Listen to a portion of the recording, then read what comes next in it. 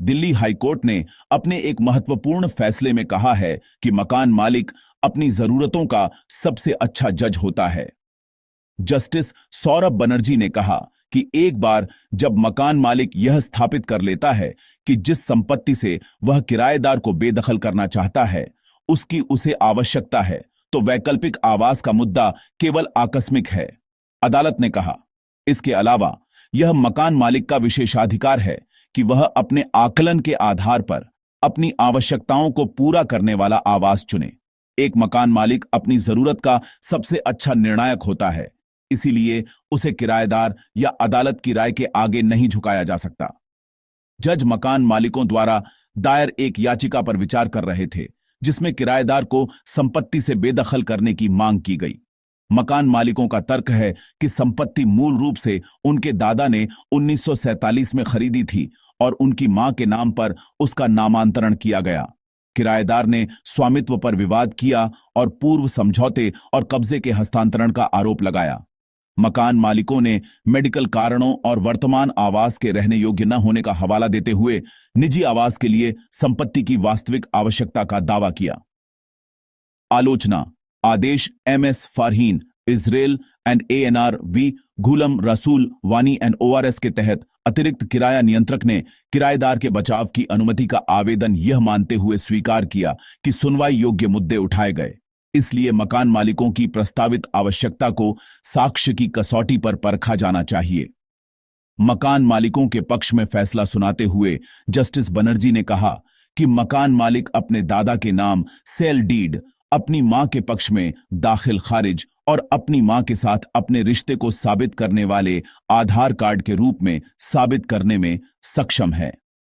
अदालत ने कहा कि अतिरिक्त किराया नियंत्रक के समक्ष मकान मालिकों के स्वामित्व पर संदेह करने के लिए कोई विश्वसनीय सामग्री नहीं है जिससे अनुमति प्रदान की जा सके।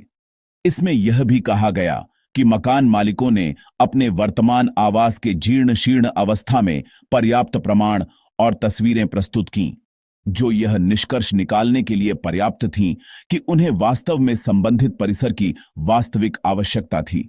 जज ने संबंधित परिसर के संबंध में मकान मालिकों के पक्ष में बेदखली का आदेश पारित किया।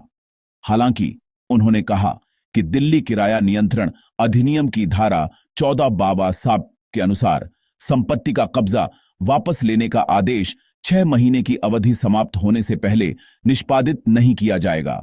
भारतीय कानून के अनुसार मकान मालिक और किराएदार दोनों के कुछ कानूनी अधिकार और कर्तव्य निर्धारित किए गए हैं।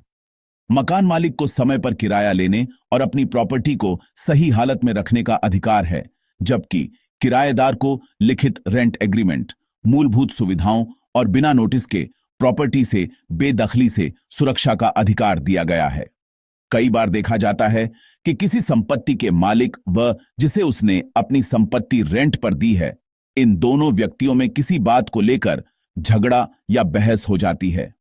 ऐसे में लोगों के मन में बहुत सारे सवाल होते हैं जिनको जानना व समझना हर व्यक्ति के लिए बहुत जरूरी होता है।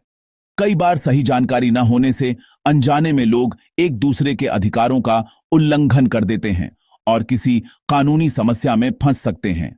किराएदारी नियंत्रण कानून। Rent control act.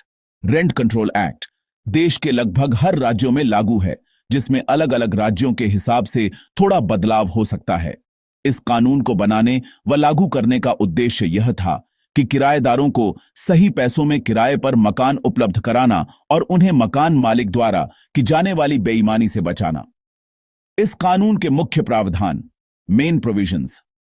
इस कानून के अनुसार मकान का मालिक बिना कारण अचानक से किराया रेंट नहीं बढ़ा सकता। किराया बढ़ाने के लिए कुछ विशेष परिस्थितियों का होना जरूरी है, जैसे मरम्मत करना या उस जगह को नया बनाना। इसके तहत रेंट पर रहने वाले व्यक्ति को गलत तरीके से मकान से नहीं निकाला जा सकता है। यदि किराएदार सभी नियमों का पालन करता है और समय पर किराया देता है, तो लैंडलॉर्ड उसे निकाल नहीं सकता।